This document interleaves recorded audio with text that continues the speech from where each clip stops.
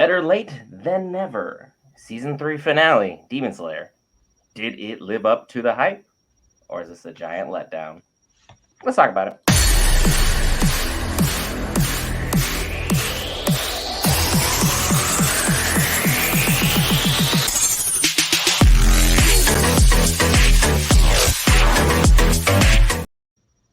Hey guys, Brent here for Geek, and back with the man, the myth, the marvel, Will Parker.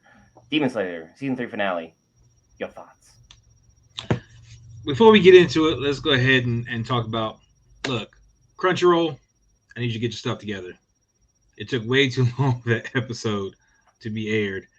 Like, site traffic was ridiculous for whatever I don't know why. But please work on that.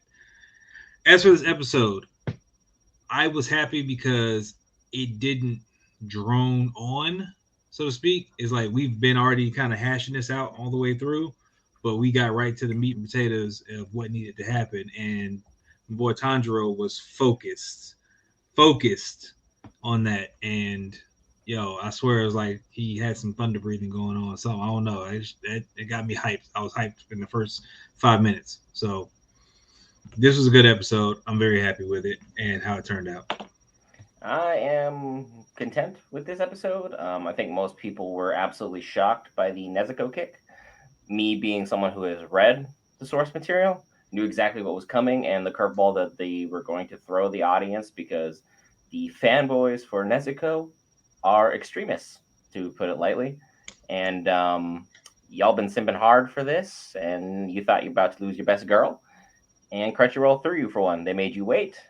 They stuck you with one, and well, this is what it is. This is what you get for simping a little too hard. I'm kind of disappointed that we didn't get to see more of Mitsuri's fight against Hantengu. I will be completely honest. I was more here for the fight than anything. We saw tremendous character growth from Tanjiro, so don't get me wrong, it's not a bad episode. But at the same time, the mixture of 2-hour wait time, and then you were hyping up this fight with Hantengu for what, 3-4 episodes now, just for us to get this. I'm okay, but I'm not thrilled at the same time. Maybe I'm just being used to how high UFO Table has set the bar, because they've shown out this season. I'm giving them their flowers. But now my mind is already set. Jujutsu Kaisen Season 2. We are less than 2, maybe 3 weeks away from the anime that will blow everyone away this year. The fight with Toji is going to be the one the internet is just absolutely losing their minds over. Demon Slayer, y'all were phenomenal. Thank you for everything you did. On to the next one. I mean, I still gotta disagree with you. I mean, I think it was good. I mean, you've read the manga, so like I'm about to, and this is one of the reasons why I've been hesitant to read the manga, because I enjoy the show for what it is and all the surprises and twists and turns. And granted, I know that I'll get those in the manga, but again, because I'm watching the show and that's where I started, it was good for me. It was okay for you because you already knew everything was going to happen. You just wanted to see how they were going to animate it or what they were going to change and all that kind of stuff. So, if you're just watching the series just to watch the series, I think it's fantastic. Again, if you've already read it, then I could see where your so-called, I don't know, contentment just kind of came in, but it set up pretty good. And I kind of knew Nezuko wasn't going anywhere because she was a pivotal part of the story for Tanjiro. And to lose her this early, so to speak, wouldn't do well for the story. Like, it would have further fueled his revenge arc. I think it would have been a catalyst needed. Like if he lost her during a fight with upper one or something like that, then that would have kind of fueled his stuff or whatever. It would have been better there than it would be to lose her here, if that makes sense. This is just upper 4, so it's just like, not a really good jumping off point. But other than that, I mean, they've been doing his fight for the past 4 or 5 episodes. They've been going back and forth between these fights and stuff. So I'm fine with it ending the way it did. I don't think it needed to do anything else. I like the fact is with the twist and where the body is sitting and still having to get to it, the rage, the thunder breathing type push. He didn't use thunder breathing, but again, he mimicked what Zenitsu does. So I think it was fantastic, and I'm gonna stick to that. I mean, granted, yes, I do want to see Jujutsu Kaisen, but I'm gonna, you know, be hyped for Demon Slayer for the next week and just enjoy it for what it is.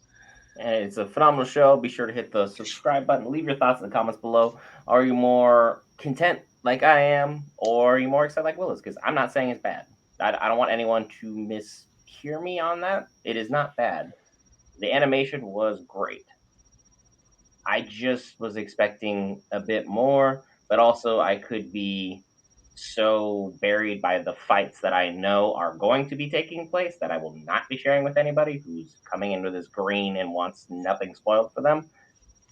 So I'm gonna just let that be what it is.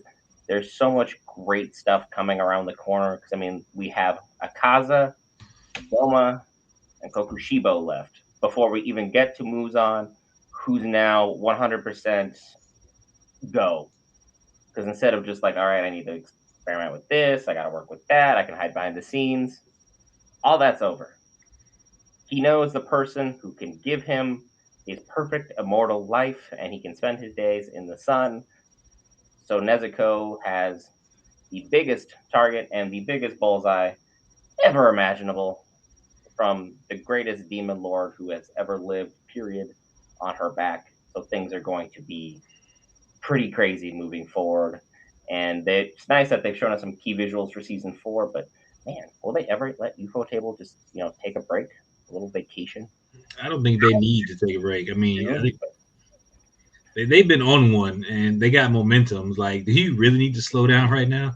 Like, momentum is very important to build up and just kind of keep that stuff going. I don't want them to wear themselves out, but again, if they got products on the table, hopefully they're swapping teams and they got stuff doing what they need to do. But everybody at UFO table has been doing their thing, so let's just hope they can keep up the pace without burning themselves out.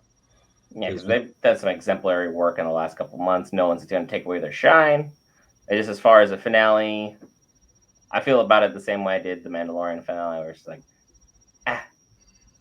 But hey, it could just be the fanboy in me, and I could just be that kind of person who's just never content. So that could be entirely me. I don't have anything really else to add on to this other than it was nice seeing Muzan's backstory a little bit. Other than that, I got nothing that I want to share because otherwise it is spoiler territory. Will? I mean, as if for me, I just got a few more questions more about Muzan's backstory and his connection to the leader of the Demon Slayer Corps. I just gonna want to know what their interaction is a bit more and all that kind of stuff. So that's all I got. So I'm just waiting on it. I'm sure they'll explain that in due time. They'll explain that in due time, or the book next to you will tell you everything you need to know. Be sure to hit that lovely red subscribe button. Be sure to join the Geek Variants group.